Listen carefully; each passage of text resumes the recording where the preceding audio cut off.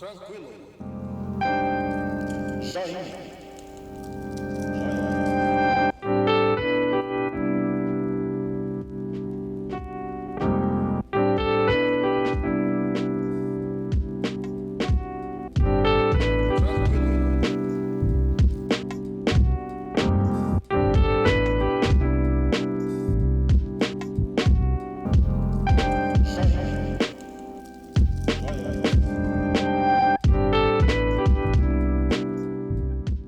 All right, guys, this is a quick little video. Again, we were doing some more vinyl-centric sort of videos, and one of the things that we wanted to talk about that we've come across a few times, not super common, is bootlegs. Bootlegs. Bootlegs are records that are pressed illegally. Yep, I mean, they're not official. Sometimes you'll see them noted as unofficial. And we're not talking about actual studio records that were copied or pressed like illegally by another company, but we're talking more about like live concerts that were recorded, more like original kind of stuff. There right? are all kinds of situations. We made another video where we talked about Let It Be is one of the most counterfeited records of all time. It was clarified to me that the VJ version of Introducing the Beatles was actually more counterfeited, but yeah, because I found 2 bootlegs of that. Well, the story behind that I've come to hear, what I learned is that after they had sort of lost the license to print that record, they just kept printing that record for another like 20 years or some crazy amount of time, and so you'll be hard pressed to find an actual true VJ version of Introducing the Beatles. So good luck on that one.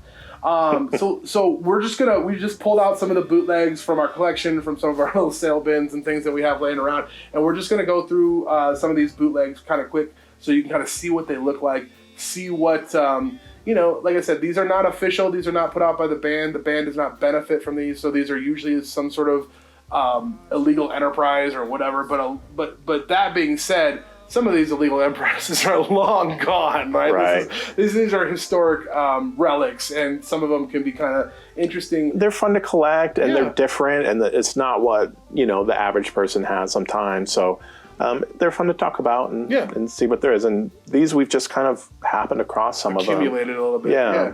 So we'll start with this Jackson Browne bootleg. Tell me a little bit about this one, Lance. So this one is kind of weird because it's just this clear thing, and it had this little label on it. White sleeves are common on it. Yeah. What's kind of cool about this one, and you see this a lot with bootlegs, it has this cool splatter vinyl. And I don't know, have you run into any bootlegs that are out of these? I have a colored vinyl that was a bootleg that we're going to show. I'm saving for the end, but I have not seen a splatter like this. So I think if you find old records that are splatter like this, check them, because they're probably more likely to be a bootleg than not. The one that comes to mind is the puke one from Dave Mason's. Yeah, that one's real. That's real. It's not worth anything, but it's real. It's a great record. But this Jackson Browne, it's pretty sweet. And you said the unfortunate thing on this one had a little warp on it, but yeah. But yeah, it's pretty neat splatter, and that's interesting too, because they were kind of ahead of their time that way, huh? Yeah. One of the things that's really hard to find the value of these, because on eBay and Discogs stopped selling them a couple years ago, so it's hard to know what they're really worth. I think if you run into some of these and you really are curious, Pop Psych's a good place to start. But there may be some sales on eBay. I don't even know what you put up. Oh, this Beatles. So this is a Beatles bootleg. It's mostly a live album. I did listen to this one. Okay. It's mostly a live album, but it's got some really cool songs and some slightly different renditions of songs. But like any Beatles album of this era, it's mostly girls screaming. Yeah. And then you can kind of hear the Beatles in the background. Yeah. So there's that. So I found a Beatles bootleg myself, and this is out of my collection. I kept this just because it's interesting. Side 1 had a couple of the actual studio versions of songs like, I've Got a Feeling and Long and Winding Road, and then the side 2 had some live stuff on it as well. So some of these are studio demos or things that maybe weren't exactly, meant to make the final cut. and they just sort of, somebody got their hands on a master tape On the tapes, yeah. they put it out. So that's an interesting one. And we'll keep going. Now we're going to jump ship into Led Zeppelin. Now you get into something that almost looks like a real record. Right. Yeah, they did a nice job, putting this together. But, you look it up and, yeah, sure enough, it's not the real deal. So this is a live album from August 1979. What is it? Kempworth? Nebworth. Yeah. They're European of some sort. So. Yeah. But yeah, I mean, it's got Song Remains the Same, Celebration Day, No Quarter. I mean, this is a quality set list from the day. Yeah. So what do you think about these live albums? Like, how did they, what are some of the ways that they actually, recorded these? Like, how do these get recorded? So, it's interesting that you asked. I mean, obviously, bootlegging or taping concerts has been a thing that's been going on for a long time. Made super popular by bands like the Grateful Dead and onto the whole jam community. There's been a community of tapers that have been taping live concerts and then providing different bootlegs for fans for the better part of the last 60 years. So that being said, people where bands would authorize tapers, obviously they would go to their spot and they would put up their microphone and they would tape. Usually out in the back of the soundboard area, you'll see, if you go to any Dead-related concerts or a Fish show or something like that, you'll see towers and towers and towers of microphones on sticks, and that's the taper section.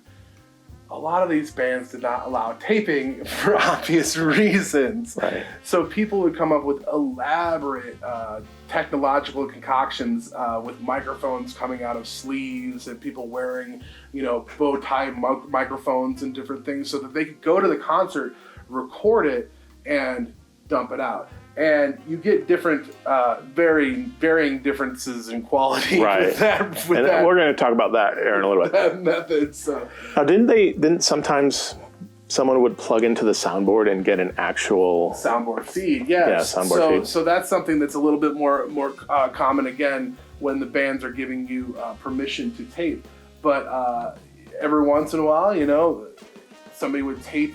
I think maybe some of these sound engineers were booting a few. Yeah, booting a few. That's possible. Nowadays, if you're tight with the band and the band is trying to get their music out there, they'll give you a soundboard feed, and you can show up early and you can talk to the sound guy and make friends. I wouldn't recommend just showing up with an XLR without making some sort of arrangements, but it's pretty amazing these days the quality that you can get from the collaboration between taper and band, and it's a community that has continued to grow, and I know so many tapers, and as a blogger and a writer and a person that covers live music, tapers are my favorite because they make my job so much easier. Yeah. I can go back and listen to the show when I'm doing my write-up and all that kind of stuff. So we've got another Zeppelin bootleg again. I don't know if it's a European thing or an American thing, but these are really nice looking boots. You're seeing some a little bit more production value. So sometimes these bootlegs have actual labels on them. So Brigand. So that's interesting. So one of the things that you can look for is the matrix readout. So if there's not an elaborate matrix readout, which there's not on this one, very basic. It says KEE 5G-B. Again, it's not a very elaborate matrix readout. You can kind of assume it might be problematic. Tell me about this one. So this is a Pink Floyd bootleg, and I think this is one of the ones where he had the microphone up his sleeve. This sounds pretty rough. Yeah, this sounds pretty bad. Okay. So you can hear the music, but then when the singing starts, you can hardly hear the vocals. It's but this is kind of a known bootleg for Pink Floyd, and it's the Wish You Were Here tour, because you got Shine On Your Crazy Diamond, Have a Cigar, and all that, and then you have the Animals stuff going on. Yep. Let's see if there's a date on there. And a little bit of Dark Side, yeah. Yeah. So yeah, 77. Yeah, there it is. So that's going to be right around that Animals, Dark Side of the Moon era. In London. So this was a big concert during that time, and but yeah, unfortunately, this is one of those bootlegs that just sounds pretty rough. But it's if you're a collector of Pink Floyd, it's really cool to find and have. It's pretty neat. Speaking of ones that look fairly authentic, there's a Neil Young. For some reason, Neil Young, there's a lot of boots of Neil Young. So we're going to go through a few of them because we have a few. This is one I just got recently from a collection. A gentleman, had paid a little bit extra for this back in the day. It was a collector's item. And you come to find out that it's a bootleg. And you can kind of tell. It says Neil Young, Crazy Horse, live in stereo, collector's item.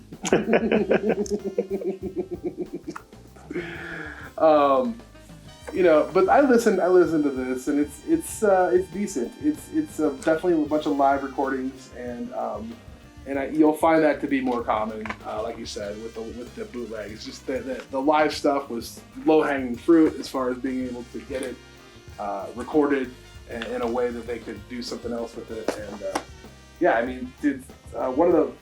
here's a couple. These are similar. This one's called Neil Young, Old Man's Fancy, and then Young Man's Fancy, which, again, both of them interesting bootlegs. This is from '71. I think this might even be the same show. Hang on a second. Los Angeles '71. This show is actually really famous. I'll talk about this show for a second. November 4th. 76. Yeah. So again, this is going to be a little bit later.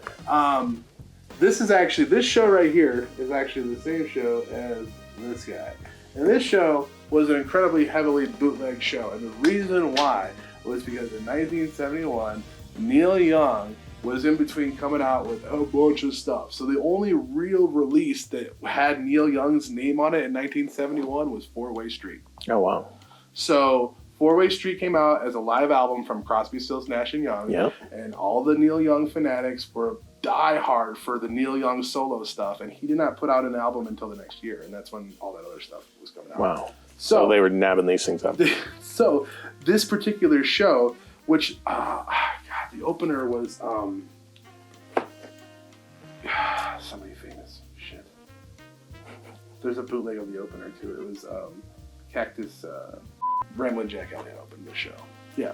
So Ramblin' Jack Elliott opened this show, and this show's unusual because you could fit the entire concert, 2 sets of Neil Young on one record because they were short sets. So that's so cool. This is that same show, actually, but this is a TMQ version, the trademark of quality, which is that pig. Is that pig on there? These guys were prolific bootleggers, the TMQ people. They did a bunch of dead bootlegs. They did all kinds of crazy. So what's this one? So I'm curious to see what they would be different, how they would be different. This one actually has 2 albums. Does it? Yeah. This one may not have all of the songs or something. I'm not real sure. But here's the printout. So this is Neil Young, live at the Los Angeles Music Center, complete disc 1. Okay, so complete on 1 disc. See, that's what I'm talking about. So yeah, so this is on the. So I've got Xerox. Yeah, It's Hard to Wait. Tell Me Why. Yeah, that's the show. Look at My Life. Journey Through the Past. Yeah, that's the show. So that it just goes to show you that like there were multiple people out bootlegging, and maybe TMQ got